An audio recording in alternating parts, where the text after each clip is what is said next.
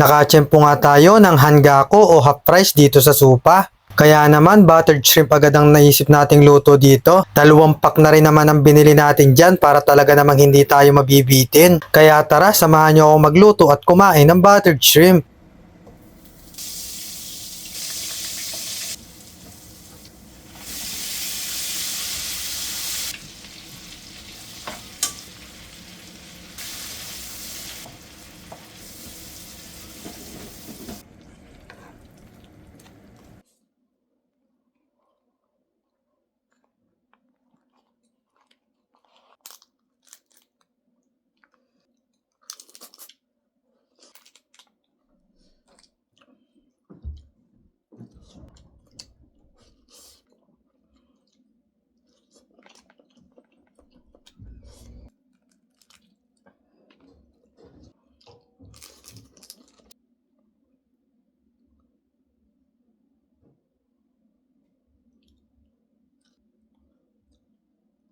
Guys, pasupport naman ang ating FB page. Don't forget like, share, and subscribe. Love you all!